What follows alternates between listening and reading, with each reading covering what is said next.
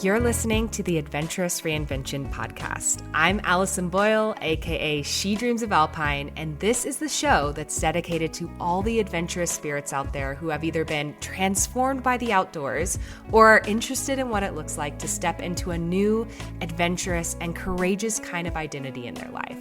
It doesn't matter what your background is in the outdoors, what age you're starting at, or where you grew up. If you're curious about the outdoors and using adventure as a way to reinvent yourself, you're in the right place. I'll be sharing all kinds of personal adventure stories, lessons I've learned from the mountains, teaching what I know about the outdoors and leadership, and interviewing some amazing adventurous women all along the way. I've been coaching women on becoming safe, confident, and self-sufficient backpackers and leaders of their own adventurous lives since 2018, and I know exactly what big fears and self-doubts can pop up along the way. I have so much to share with you, so let's dive in. Hello everyone, it's Allison, and before we dive into today's episode, I wanted to just kind of give a quick announcement. So I'm taking a little summer break from the podcast. I've got some very exciting personal adventures planned for the summer and also some really epic client trips that are coming up on the horizon. So this pause is really just to give me and my team a little space to breathe and reset and focus in other areas of our business right now. But I didn't want to leave you hanging with nothing to listen to over the summer. So I am going to be sharing something really special. I'm going to be sharing a behind the scenes audio series from my hike on the John Muir Trail. So my husband Michael and I set out to thru-hike the John Muir Trail back in 2020. So that is a while ago now. We were aiming to finish it in 22 days, but due to some massive wildfires and a full national forest closure, we had to bail early. This is something we definitely didn't expect. So this series, for some reason, we decided to record like a daily podcast back then. This was before I even had the podcast. But this series is going to be showing you a real, raw, behind the scenes audio that we recorded on the trail when we were out there doing the John Muir Trail as we dealt with all the highs, the lows, the relationship dynamics, and also the huge disappointment of getting kicked off the trail early in 2020, and then our eventual comeback in 2021 to finish it. So if you have ever dreamed of hiking the JMT or you just love a good adventure story, you are going to love these sort of like bite-sized episodes that are coming up of our kind of behind the scenes trail diary. This is something that I've never released before. So I really think you're going to enjoy this, and it will kind of like fill that, adventure itch that you might be getting while we're taking a little break from our normal episodes. And this series will run through about mid-August, and then we will be back with fresh episodes on the Adventurous Reinvention podcast. If you're listening to this kind of midway in the series, be sure to go back and listen to previous episodes. But at the end of the day, I hope you enjoy this and that it's a nice little kind of thing to get you excited about your own adventures and maybe even eventually pursuing the John Muir Trail one day. All right, let's dive in. Hello. This is Allison. And Michael. Coming to you on the JMT podcast. We're actually recording today 2 episodes in one because stuff went down. Yeah, stuff went down, which we'll talk about today, and we were just exhausted last night. So I guess we should start with yesterday, which was technically our day to get to our resupply 19 or / day 7. Right. And we camped at Purple Lake, as you know from the episode before. Mm-hmm. And then we woke up early, like 4 a.m. Right? That day, yes, yeah, at 4 a.m. With our friend Ileana. / But we haven't discussed that yet. That happened yesterday, or that happened that day. Oh, okay. Yeah, Ileana, and we hiked down to Red's Meadow, which was almost basically all downhill. But we left early so that we could get there and enjoy it and take showers and do laundry and all that jazz. Right. The hike itself was pretty non-eventful. We did about 14 miles. And started in the dark. Yeah. Got to see the sunrise. It was really pretty. Yeah. It wasn't Yeah, it was uneventful, but it wasn't There wasn't all that a whole lot of difficult. scenery things either. There was like a little bit of uphill here and there, but mostly it was downhill. I mean, We saw some cool alpenglow on the mountains. yeah, no, that's what I say. Seeing the stars turn to like blue hour, sunrise. It was really cool. But Got some cool photos. We finally got official trail names. I know, like in the beginning of this podcast, we talked about giving each other trail names, but our friend Ileana, we gave her one, and then she gave us. Well, actually, I kind of helped her come up with Michael's, and she agreed it was a good one. We couldn't name each other. We realized, so even though we gave each other names, it didn't count. Yeah, so Ileana is now Twiggy. Twiggy Stardust is the long version of her name. We call her Twiggy or Twigs. Yeah. She's a petite little 21-year-old, and she kind of always calls herself. She said she kept saying that she was like her legs were like twigs, so we called her Twiggy. Twiggy, and it just she works by no for her means name. took offense to that at all. She was actually very happy with that one. And then we named Michael Trout Scout because basically anytime there's water, I can't keep my eyes on the trail. I'm like looking at the water, looking for trout while tripping over every rock and root. Yep. And then I think mine was like the hardest for them to come up with something. They were like joking about calling me Heat Rash. Or Rash. Which is not like a great name. So eventually Twiggy came up with Ankles because, well, Michael has this nickname for me, Baby Lamb. And it's because like sometimes my ankles will just like buckle, but I'll just keep going and it's fine. Yeah, you don't hurt yourself, but they it just never buckle. hurts. They just kind of like buckle and keep going. Like if I step on a rock weird or also, something. you just walk over like a stuff baby weird lamb. sometimes. You know, like baby lamb's ankles buckle and they just keep going, you know? Yeah. So they call me Ankles. And that was it. And then... So it's official. We have... we officially have trail names. But yeah. Which is fun.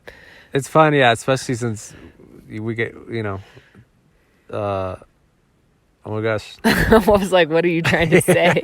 I'm so tired. I forgot her name. Ileana? No, her trail name. Iggy. Or Twiggy. I keep calling her Iggy.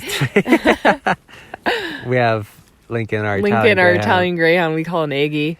Well, Italian Greyhound people call them Iggies sometimes. Anyways, we digress. So we made it to Red's Meadow at like noon. Yeah, so we made good time. We were anticipating maybe 2:00. We were one of the... Oh, sorry. Well, I was just going to say we made really good time, but even though it was a chill day, knowing that you're going to a resupply place that has showers and all that stuff, food, that last mile was...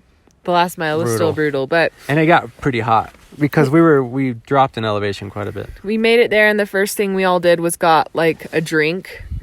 And I got a Coca-Cola. I think Twiggy got Dr. Pepper. The DP and Michael got... root beer. Root beer. Oh, yeah. And I think I also got a block of cheese. Like, I just wanted something that seemed like real food. Like, yeah, right away. I also got like a Lunchable. I didn't get what I thought I was going to get. But out of all the options, I mean, mind you, it wasn't like a full-on grocery store. They're limited. But I was expecting chips. They didn't have any chips at all. Anyways, so we got that. And then we also, at the same time, bought tokens for the showers. And then we got also quarters for the laundry machine. And we proceeded to, like, hang out in the communal area outside. And we were all sharing shampoo. And so, like, Twiggy took a shower first. And we just hung out and, like, started sorting food. And yeah, because we got our resupply. Yeah. And we needed to throw out all the trash that was in our bear cans. Basically, the only thing that was in there. We pretty much planned our food to the T. Like, we had no food left. Yeah. And we were doing laundry. And the funny part about laundry is that when none of us had anything, like, to wear, so you had to pick, like, which stinky thing you cared about least. So I wore like fleece pants. Which is what you wear to bed. Yeah, which is what I wear to bed, and my sleep shirt. Which when you're hiking, that stuff still gets still smelly, but I'd rather have my other things It's not clean. as bad. But I decided to wear like stuff that I hike in because I don't have sleeping stuff, clothes because yeah. I sleep in my underwear and no shirt. So that was brutal. Only like after I took a shower because I was like, oof, I'm not putting this shirt on after I took a shower. After I took a shower. So I just ended up pulling my other shirt out of the dryer early because it's quick dry, and luckily it was dry enough because that would have ruined the holy experience that was that shower. Yeah, I mean, I wouldn't call it a holy experience. It was really nice to be clean. Well, that's because you didn't even know about the soap. Did you have a bar soap? I went back in and got it. Oh. Because you pay for the tokens, which is $1 per token, and a token is a minute. One token's 1 minute. Minimum of 5. You have to do minimum of 5 minutes. And then you buy you rent the towels, and those come with like a little hotel bar soaps. So we also Allison bought didn't know that. shampoo, so I used the shampoo as a soap, but we all three were sharing it, and it was a small bottle. Anyways, it was fine. It was nice after 7 days to like get cleaned up and not feel so gross. And then we also all got milkshakes while we were all taking turns. Yeah, oof, showering and doing laundry because that took like a couple hours, I guess. Yep. And then sorting through food, but the one bad thing is there were a bajillion bees or like yellow jackets. No, nobody got stung, and they were just annoying. But there is a lot of them. You would I pulled out my bear can, and they thought it was the most interesting thing in the world. Yeah, and I couldn't hang. Like it was just hard. I'm not a bee person, especially since I got stung like a couple years ago. I like feel I can't hang out. I'm like no. Yep. But anyways, so we were going to stay at Reds Meadows campground, and our plan was to stay the night at the campground there and then take kind of a Nero day is what they call it, where it's like a near zero day. We were going to go into Mammoth and get Michael a new fishing pole and maybe a few food items. We were going to pick up a sandwich at Schatz. Yeah, and Twiggy was going to do... She's going to do some grocery shopping.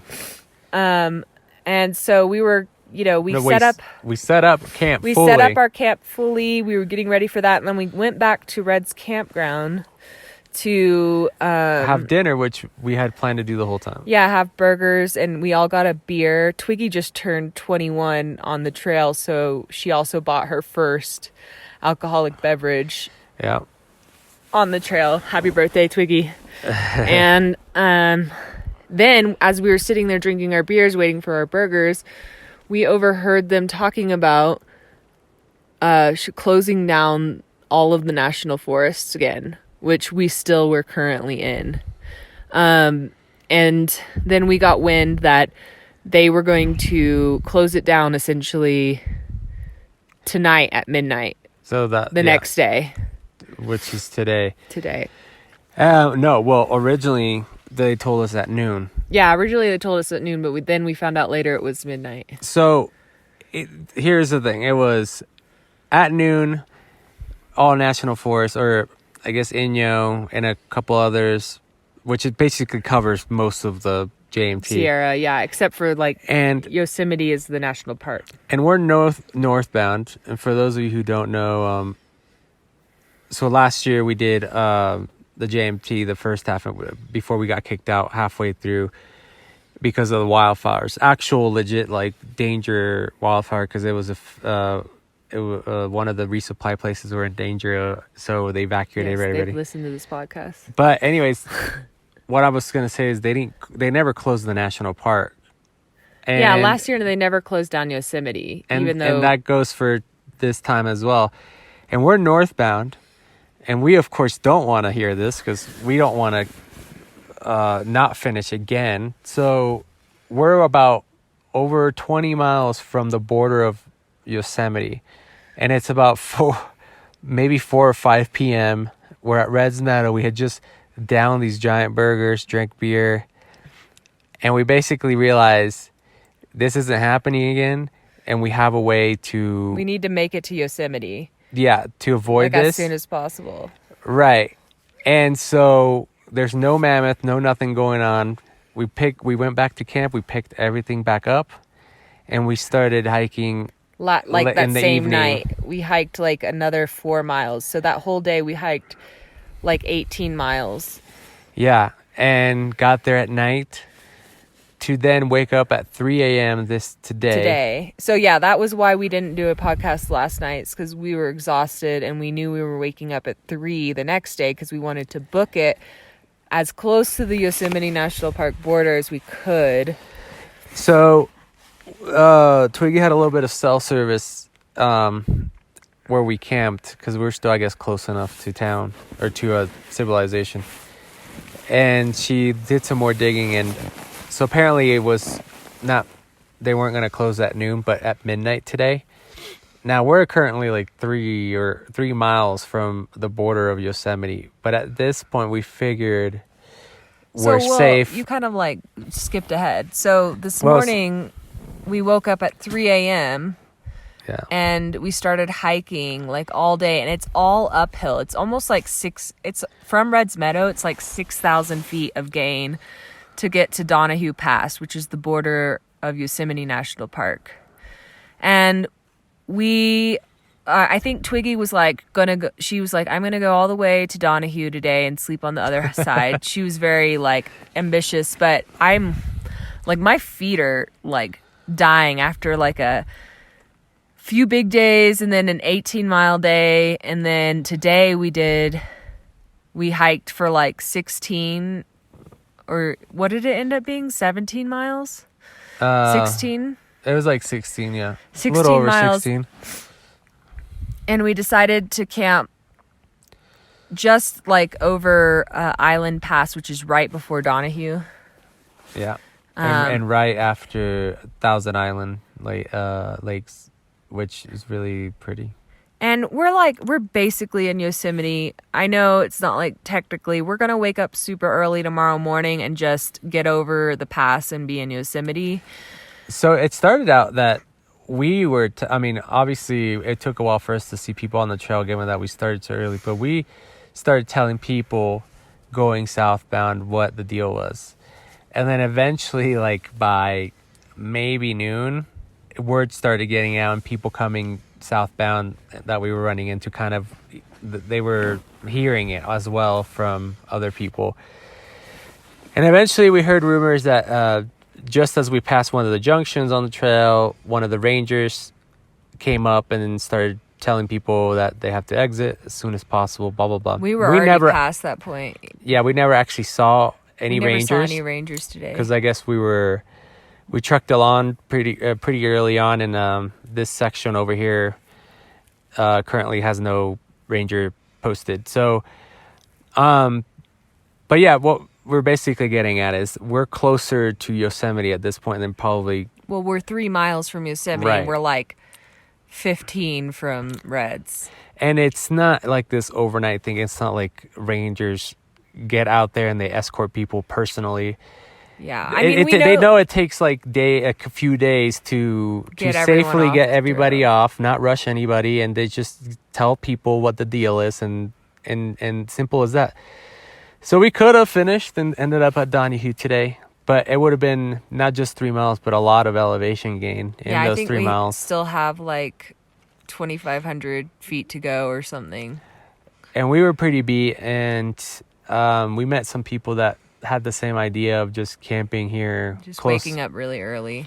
So we're going to wake up yet again, probably 4 in the morning, I think. Yeah, 4 in the morning, and just so we'll be over get the on pass. the other side in the morning. And we'll be over the pass like by 8 a.m. Yeah. We're not worried. We feel pretty good about it at this point. And we're not trying to like skirt around any rules here, but it's just like... No, and like we said, we haven't seen anybody. For all we know, we could still be hiking and not know anything. Because, maybe, for example, somebody took an off day or 0 day by the lake somewhere and didn't really get to chit chat with anybody, and they could probably still ambiguously running around not knowing that this is going on. But so, anyways, what else? I don't know. The only thing I can remember really from today is my feet hurting really bad. Yeah, you were. My feet are very tired. Your feet were the I'm highlight of your day. I'm not sore or anything, or I'm not even that sleepy. I mean, I'm sleepy. I could sleep. But it's my feet that are like the limiting factor, like for me doing more miles right now. Yeah. Everything else, I have so much energy otherwise. Yeah, we're both using shoes we've had for a long time. Yeah. We don't know if it's that.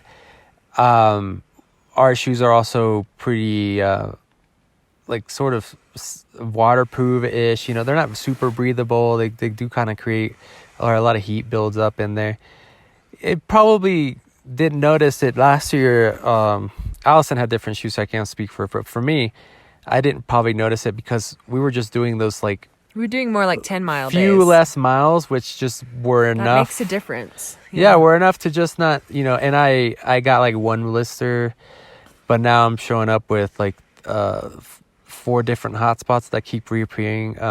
Like I've said in the other podcast, that taping it helps. So, but I feel it every day. I feel that heat and that friction.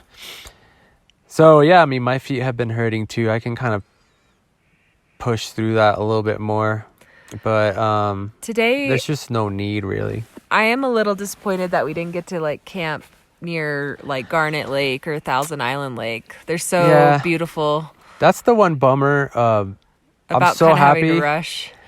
Yeah, I'm so happy that knock on wood, everything goes as we planned and we end up in the national park. But yeah, we kind of had to blow through some really neat spots that we were really looking forward to spending time in. And but honestly, I'd prefer to finish. Yeah, I mean, I prefer that everything goes keeps going to schedule and we end up finishing the damn thing. So it's not too much of a worry.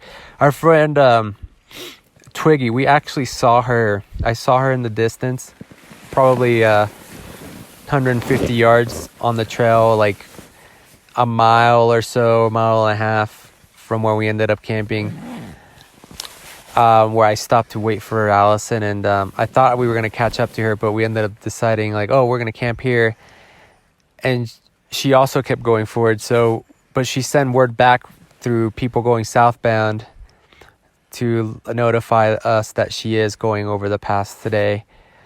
So she's probably getting there around now, maybe in an hour or so. There's still daylight out. So we're currently by ourselves. We actually found quite the cool campground and we're pretty isolated. It's a cool campground besides all of the ants. There's like a bajillion ants. And they love Michael's feet. And it's kind of like an unofficial campground, even though it's in the area of a campground. Like it's just outside like a campground area, but you can tell tons of people have camped here because it's very flat and it's set up as people have like stayed here over the years. But there's these ants, which you see everywhere around here, but we've never had the issue where you literally can't stand and without one crawling on you. They're not aggressive at all. Yeah, they don't bite. They just love to like explore. But they're like big and they're just hard to ignore. So it's kind of like an annoyance. They love Michael's feet. Like 5 of them will like get on his feet and they'll like go inside of his armpits. Toe pits. And they're really into that. So like at dinner we were trying to eat and like it was just trying to keep the ants from like crawling up our legs while we were eating. Yeah. But otherwise it was great. It was just unexpected because it's nothing we've had to deal with. Oh, I thought that was fun. She psyched herself out. I saw that little guy on the tent. That's hilarious. And we had a giant spider in our tent today. No, it was in our tent when we built it. So it was literally hanging out in my backpack. In there last night. It was trapped in here. Yeah, meaning it was hanging out with us last night or something. So yeah, guys, this is all very fun. I'm glad Sounds like we're selling it here really hard. So yeah, do the JMT. It's really great. No, it's awesome. Oh, but I guess one thing we should say is it seems like, I mean, with our past 2 years of experiences and the national forests getting closed down, it seems like a better time to hike the JMT would be before the end of August. Yeah, that really... Even though the weather is better in September, it seems like fire-wise, that just is when things escalate and they just close things down. Actually, let's go back a bit and talk about that. So here's the thing. Like we said last year, we got kicked out because of actual fire danger. But this year, all these closures, from what we hear, are preventative because Labor Day's this weekend coming up, and obviously there's well, I mean, there's big fires going on everywhere in California. Yeah. They're going on, but there's nothing immediately around us that is in danger. But there's a lack of resources, and they're just trying to be preventative, especially with the 3-day weekend coming up and all these people out in the wilderness, with this forest that's so easy to catch fire. So what I'm getting at is the later in the year, if things like that are going to happen, it's probably going to be like September, around this time of year, because everybody's already fighting fires and everybody's just not taking chances anymore. Or the people seem to be taking less and less chances. But it does seem like Yosemite stays open. Last year it stayed open. Like they don't close down unless they absolutely have to, it seems like. Yeah, that has seemed to be the case the last couple of years. That could always change. Yeah. And you never know. There could be a fire early in the season that does affect somewhere around these trails. But our experience in the last 2 years has been pretty consistent. Around this time of year, there's some sort of closure, whether it's because of actual fire danger or because of they're being preventative. So it's interesting. Yeah. Something to think about. It's really sad. Like some people even got their permits like just a day or two ago from Yosemite, and now they're already having to go off. It's so sad. I mean, we went through this last year, but it was just like, it seemed like it was kind of an easier pill to swallow because there was like an actual fire. We were going to resupply got evacuated. But, you guys have heard it before, but seeing people's faces going southbound, some were more positive than others, but people plan this for a very long time. It's not a weekend excursion. No. And sometimes people go on the cheap, and sometimes people, live it up and do more resupplies than others. And I'm sure a lot of them buy new gear, whether they had gear already or not, or no gear at all. There's a lot of money and time and effort that goes into it. So it's kind of a bummer, but man, yeah, it's been nice. We've just talked to a lot more people in general this time around on the trail, and it's been really nice. But now I think that's pretty much it for today, and we're gonna get going to sleep soon. Yeah, because we have to wake up really early, and because we're really tired. So right. Thanks for listening. Bye-bye. Bye. Hey, I wanted to thank you real quick for tuning into the show and listening all the way to the end. If you love this episode and you want deeper support in becoming a safe, confident, and self-sufficient hiker and backpacker, then head over to shedreamsofalpine.com/waitlist to learn more about our Backpacking Badass coaching program, where I teach you absolutely everything you need to know to be self-reliant on the trails and stop waiting around on others for the adventure invite. So I'd love to help you more in your journey of stepping into your adventurous identity, and that program is the absolute best place for us to start working together. So again, that's shedreamsofalpine.com/waitlist, and you can learn all about it there. So that's it for today, folks. I hope you get to spend some time outside this week, and I'll be back very soon with a brand new episode. Bye.